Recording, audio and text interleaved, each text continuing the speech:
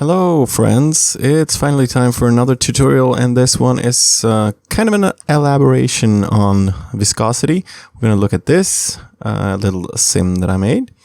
J for jelly, I guess. And, we already talked about viscosity on the A tutorial where we did a bit of a honey sim.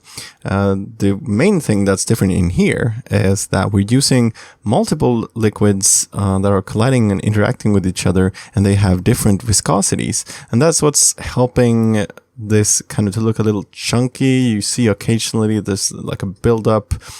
Some part of the liquid that might be more reluctant to kind of blend in with the rest and kind of rest up top for a bit before it eventually settles down. And this is, if you look at your real world raspberry jam or whatever, you'll see that there are different chunks, if you will. In some there are, pulp, but there might also be during the process where I guess you add gelatin or whatever that's called in English to kind of make it thicker, and I guess that can concentrate differently in different areas of the volume of liquid, and some portions become more thick than others, and it's never a completely uniform thing. But this is a fairly easy thing to do that can help a lot with your look. So let's take a look at how to set that up pretty much. So it could be a little interesting to take a look at this in the project because, it all looks like one coherent fluid mesh, but if we hide the mesh and take a look at the different domains that I have in here that are actually interacting with each other, I give them different coloring and different viscosities, obviously. And you can see now how this is acting up. So if, for example, we can see around frame 85, this blue turd here is falling down and it's collapsing on the ground, and that is blocking the purple liquid from kind of spreading out in this direction. So if we take a look again at the render, we can actually distinguish that. So if we look frame 85, so there, that big chunk is landing there. So that's an entirely different viscosity, and it completely freezes. You see the liquid over here is much more fast moving, but it's not able to continue in this direction just because that big chunk of high viscosity fluid is piling up, is making the liquid pile up behind it. And it's a lot easier to see in this case when you're doing it like this. But essentially it's just different domains with different emitters, and each domain has different viscosities. So the main domain is the purple one is 0.4 viscosity, and the green one, I think, is 0.5, and then the really thick one is 0.75. So that would be the blue. And if we scroll through, we can see kind of where the blue is emitting a lot less frequently, but you can see kind of those chunks here around frame 202, for example. There's a big chunk that lands up here, and it causes kind of a buildup, and helps with that more random or varied appearance. Another one at like 279, but we don't really see that too well. Yeah, because when you look at it like this, it makes a lot more sense what's going on. So let's see, let's revert this back a little bit and see how to set this up from scratch. So I just have my colliders, ground plane or a ground cube in this case, and a text object which you can just hit text and pick your font and extrusion depth and whatever, or just import any old model, if you will. So we need to just set up a diverso domain, and we need to set up an emitter with that. So I'm going to have this is going to be the first liquid, so I'll just call it something like main, maybe. So this is going to be the big bulk of liquid, and I'm going to set it to viscous, and instead of the default, which is 100%, because this goes from 0 to 1 and not above, I'm going to have 0.5 maybe, kind of halfway there. And let's look at the options, not the command line options, the options, and inside of diverso, you'll see that this, these settings are not the default, but it's somewhat akin to the default settings. Recall that this is an elaboration on viscosity, and if you want to take a closer look, then feel free to go to my Liquid ABC Breakdown A tutorial, where I covered this in a little more depth. But basically, we should be aware of that regardless of your viscosity setting, you can also change the appearance. Like with a 100% value, you might be expecting, like a shaving cream kind of appearance with hardly deforms at all. But that's not going to be the case if you have a low iteration setting. So even if you have like the full setting, it's still going to be, flowing pretty much. And you have to play with iterations in order to kind of control. So it goes hand in hand, and it's a bit of a balancing act. I'll just set it to these values for now to get quick results when I'm showing you the setup. Using the 1, 2, and 3, 4 keys as usual. Just set this somewhere around there. And not going to do command line sim right now. Just going to take the main domain and plug in. Let's stow away some objects we don't need for now. I'll get back to that. So domain, emitter, and daemon. And this is the result we're going to get for now. Probably need to set that emitter a little higher and shrink it down. And I don't think the resolution is enough yet. So let's do 25. So we have a 0.5 viscosity. Liquid is piling up. These objects are a little more, have a little higher friction settings than default. The dy friction and the stickiness as well. Because I wanted some resistance. I didn't want it to smear out across. I wanted it to kind of bulk up a bit. So let's see how we can bring in an additional viscosity in here. And that's really simple. It's only the process of duplicating the emitter in this case. I'm going to disconnect it from this one because this is going to be part of an entirely separate fluid. And I'm going to create that fluid by hitting the domain, and let's make this one slightly higher. I'm just renaming it just for organization's sake here. Medium, and connect the emitter, connect the gravity daemon, and connect the colliders as well. And this one is going to be set to viscous as well. It's a good idea to have the same resolution for look and stability reasons, but you can have various resolutions. And let's set this one to 0.8 and just hit sim. So now we have two liquids, but what we didn't do is we didn't connect the two of them together with the relationship editor. So these are not going to be actually affecting each other yet. And I also want to give them a slightly different color. So let's go HSV and make this one cyan.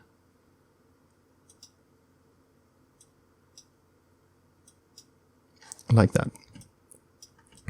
It's a little hard to see, but we're going to use mesh as well. So what we need to do in order to get them to collide with each other is just as with any other object, you connect the two of them, control left mouse. But it's essential that you not only connect this one to this one, but take a look at the arrow here when I go from this one to this one as well. You see it's now bidirectional. So even if this was thicker and it could be, like resting on top of this one, for example, it would only be pushing away the other liquid, and this liquid would not be affecting that liquid. So we would have gotten a undesired result there. So we need to connect the both of them to each other. And now if let me just redo the layout slightly. So we have this one there. And using the A button to start a new sim. Now you can see them. You can actually see the purple liquid is going around because it's flowing faster, and the blue liquid is a little more reluctant to flow.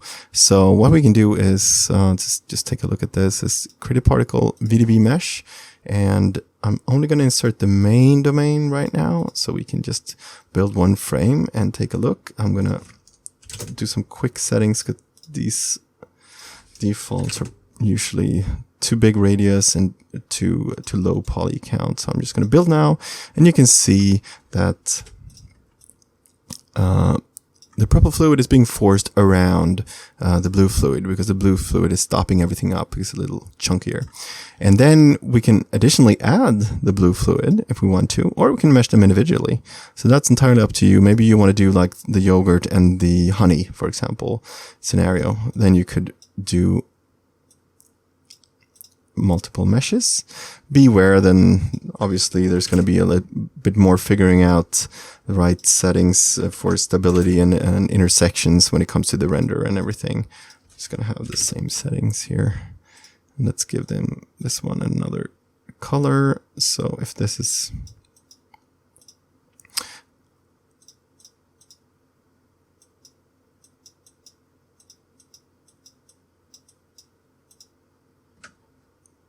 and build that one. So there we have it, honey and yogurt. Isn't that nice? But we're going to be able to, for this example, just use one mesh instead. So I'm going to set it to the same radius and give this some kind of a generic color.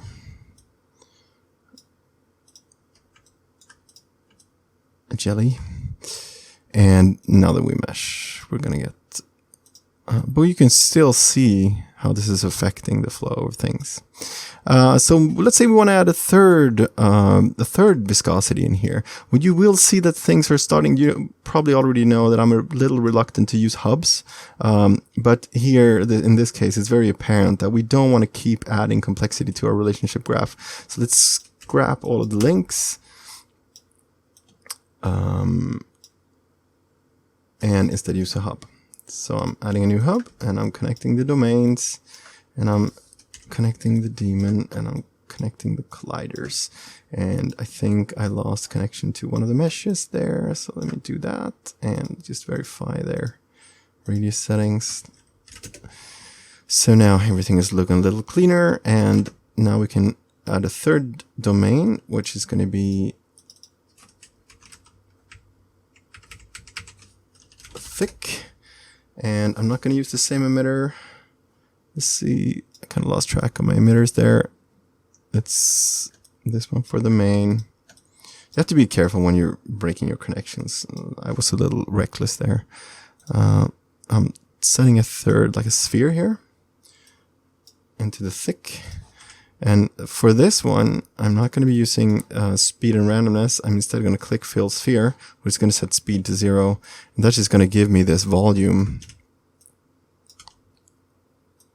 on the first frame, and then it's not going to emit anymore. And I just control D to duplicate it, and I get another sphere over here. And we can add the thick to the same mesh.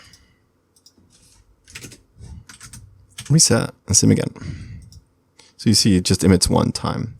And that one really is reluctant to flow. So either the other liquid is going to run on top of it and kind of spread that a little thin, but their kind of gooiness is going to make whatever liquid is passing on top of it kind of flow a little slower. So it's definitely going to affect the way that this flows and the way that it builds up. If those particles actually make it to the bottom, the other particles would kind of be building up on top of them. And that's really helping to give this varied result. Because if I wouldn't have multiple viscosities in here, this would all just be flowing out onto the floor.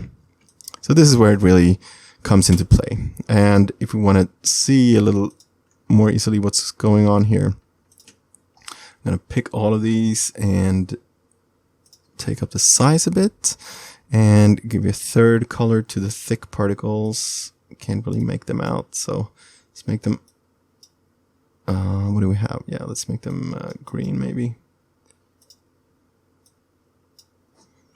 So can we make them out? I've probably been spread out very thin. There they are. They kind of end up down there, and the rest of the liquid tries to flow over and around it, and that helps in you know, like the overall chunkiness which is building up down here. So that's really it, you know. The only thing I did different in the example that I showed in the beginning is I added all of these emitters. Instead of pouring straight down on the object, I added a vase up here, a standard vase object, but I added it with the batch script. So I went scene.add vase, and that was only to be able to get more divisions, because the default is pretty low poly, and that would have been apparent in the pour. And that's the reason I did this. Then you can just go script run or control enter to get it. So if I create a vase with 64 subs here, it's just going to be created now, and I can close it down without saving. So this is a vase with 64 subdivs. Because the whole reason I'm doing a vase up here and sticking, if I reset and I grab all of my emitters and, you know, bring them over here, go to 2, bring them inside the cone and change, so which are the circle ones, rotate them so they follow the flow. Go to 3, yes, they're still in there. Something like this. Need to adjust the spheres a little bit, I think.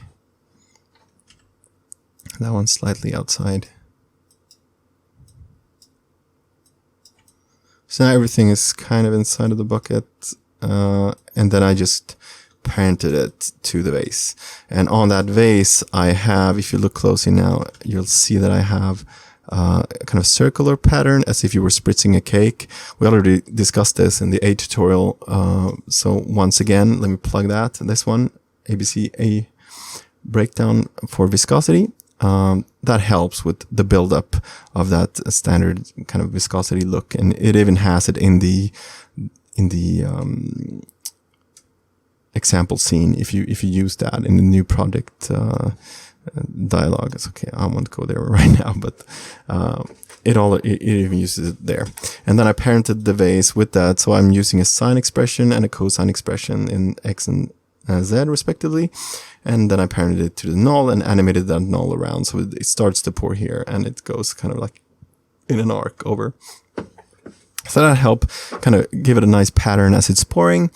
And the only thing I'll say, aside from go check that out in the other tutorial, is usually, if we just take a look at my expressions here, usually it's a smaller value than you think, because you just want these slight movements, and usually it's a higher speed than you think. So I multiplied time by 2.5 here in both X and Z.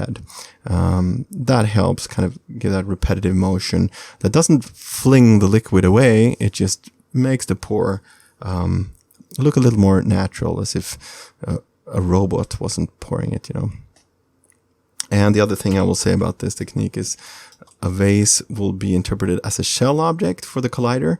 And if you use the default setting, take a look at the ISO surface then, once you've connected it to the solver, because the default settings for that collider is so thick that I had my emitter at the back of the cone, and that really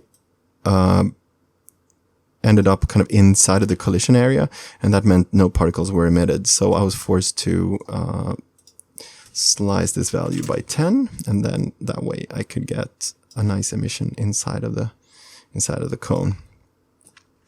And that just, you know, this whole technique is just to, like I said, to avoid, you know, the very apparent look of emitting from a square object, emitting from a circle object. So this is kind of like emitting from an actual vessel, as if you would be doing, if you're baking this, you would probably be making that jello inside of a little pan or a little bowl or something, and you pour from the edge of that or from a spoon, and that helps it kind of build up naturally. And that's really what's going on. If you take a look at my example again, I never really stopped the emission from the bigger emitter in here, the one that has the lowest viscosity, but still, you know, emission stops entirely here, and that's just because some chunkier fluid was emitted and everything kind of built up along that, and eventually it got pushed over the edge and just lumps down there pretty nicely, and then it kept emitting the different viscosities like that. So it really breaks up and helps this look, I have to say. Yeah. Do we need to cover anything else? I don't think so. We've done multiple viscosity. Pretty good idea to use the hub here. You know, not make your scene relationship editor a complete mess. And you can use single mesh or multi-mesh if you need to do that. That could be a cool thing. And what else is there? Not too much, actually. Pretty straightforward is using the viscosity type on your Diverso domains. And by all means, if you have a CUDA card, don't forget to enable that in the Diverso settings. Just click Use CUDA GPU and select the fastest GPU you have. And it's only going to use one of them, so it can't use multiples. And by all means, try different iterations. I think in the case that I showed you, my example, I was using an iteration of 80 and substeps of maybe 10 to 40 or something like that. So a little thicker emission that way. And don't forget that you can also do viscosity with Hybrido. So just as a plug, if you want to dive deeper here, you can you see how it has a viscosity setting, and this is what we were using before Diverso came, because it was still a lot more smoother than the standard particles inside of Realflow, which are pretty deprecated these days. So it was nice that we could do that in Hybrido, but it's a lot faster with Diverso. So once that came along, that kind of replaced viscosity with Hybrido, but it's still nice that you can do it in case you want to do like a muddy area or something like that. And the really cool thing with Hybrido and viscosity is that you can, via graphs, actually achieve variable viscosity inside of a single domain, which is actually, this is kind of digressing from the main topic here, but this is, for extra credit, you can take a look at this example scene here, the Hybrido space variable viscosity, where they pretty much just add a graph. It becomes a little complex, but if you know your way around graphs or no-based workflows, then maybe you can work this apart. So they're using different, the volume of one object to actually get a different viscosity. So I think I actually duplicated this. So it's good to be aware. Like what they're doing is they're emitting liquid inside of the rocket, and then once, and that's so thick that it hardly collapses at all. And then once the torus enters the picture, then any liquid inside of the torus is going to receive a much lower viscosity. So this is a way of controlling this a lot better. It's not, the most intuitive workflow. You can look into the graphs if you want to, but it's really nice that you're able to do this. Like if you have, say, a dirt road and there's thick mud in one part of it, and then there's puddles of muddy water in other parts of it or whatnot. That would be a little hard to achieve with multiple emitters, or you could achieve it like that, but it would be a little clunky workflow. So it's nice that you can still do it if you need to, with defining different viscosity with volumes of other objects. But that's really extra credit, and just want to remind you that you can always go down the Hybrido route as well. So I hope you find this useful. I hope you want to try it out. I would be stoked to see some of your results. Feel free to share your works on Instagram, Twitter, Facebook, and tag Davesplaining, and I will be happy to spread the word of your work in my little circle of followers. It'd be really cool to see what you can come up with these techniques. Did kind of not hit exactly what I was going for with the just a sidetrack, a little dull, the appearance here. But yeah, I hope you found it useful. If you liked the tutorial, then spread the word to someone you think might like to learn about viscosity fluids. And if you didn't like it, then let me know what I could improve in the comments below, or send me an email, davesplaining@gmail.com. I hope I'll see you in the next upcoming tutorials. We will be kind of interrupting the regular programming and break things off with the occasional Maya tutorial or things like that. So I really want to start branching out and not only do these. But there's going to be the letter K next, which is going to be a different way of colliding and kind of magically building up liquids inside of objects, which would be cool. So having said that, I think we're done for today. And as usual, hit me up if there's anything more I can help you with in trying to achieve this look, and ideas for future tutorials, whatever you might have. I would be happy to hear from you. Take care, everyone, and see you in the next one.